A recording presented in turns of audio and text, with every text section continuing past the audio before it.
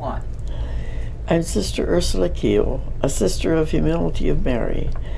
I am very grateful to God for the ways in which I have been led during my life. I am reminded of a quote that I heard that I think says it. Pilgrim, there is no path. The path is made by walking. And I feel as though that has been true of my life. God has led me in pathless ways.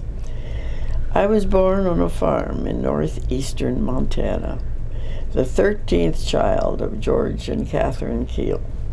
I attended a small country school for the first 5 years and then went to the public school in a neighboring town. The church was 8 miles away, and therefore in summer we were fairly able to get there on Sundays, but in winter it was not that easy. In summer, 2 sisters came for 2 weeks to teach religious vacation school. And that was the extent of our religious training, except for what my mother and sister shared with us. One summer, one of the sisters gave me a booklet called Shall I Be a Nun?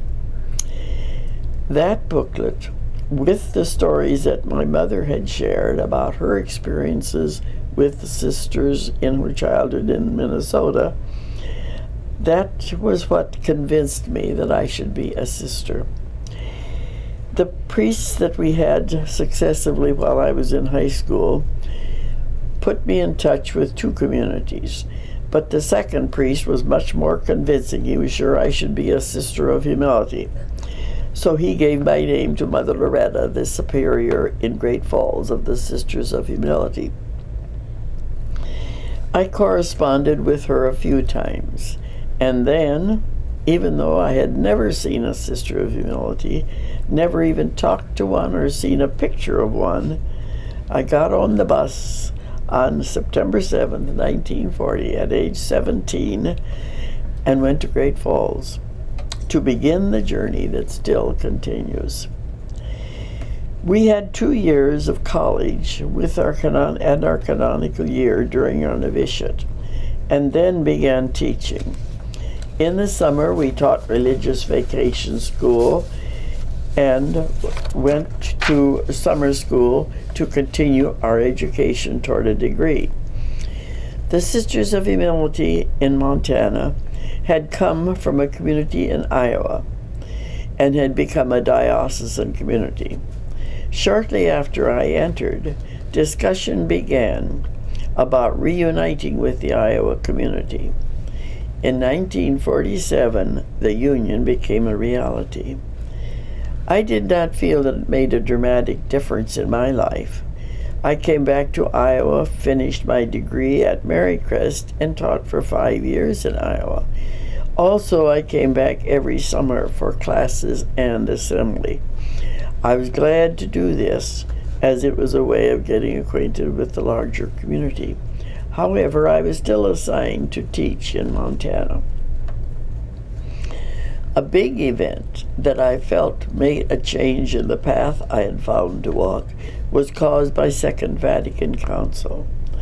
Our community was fortunate to have the leadership that we did. A number of us were sent to Notre Dame in the summer for workshops with experts on Vatican II. I felt that after 29 years in the classroom, I was called to work with adults, especially parents, to share the results of Vatican Council.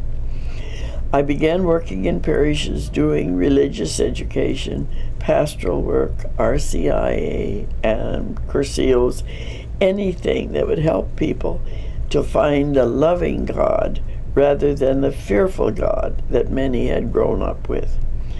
This was the way I ministered for 25 years in small parishes in Montana, sometimes where the priest came only for Mass and the sacraments.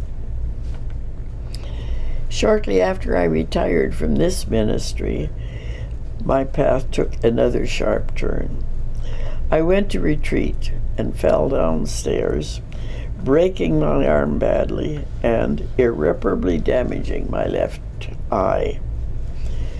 I had been living with my sister and nephew, helping them mostly by driving. I knew that after I lost my eye, I was not going to drive, so I would not be helpful to them, and therefore it was time for a change. And I felt definitely I wanted to get back to Iowa anyway to live with the sisters there. I came to the Humility Center in Davenport to recuperate, and then went to Des Moines to become part of the experimental community called New Hope. This was a smaller community living to be a presence in inner city Des Moines.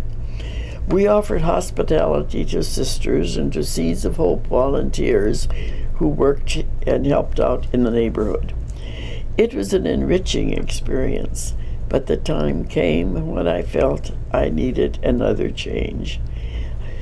I moved here to the center in Davenport, where I am today. What will the next path in my life be? I don't know. Only God knows, and I trust completely in my good God.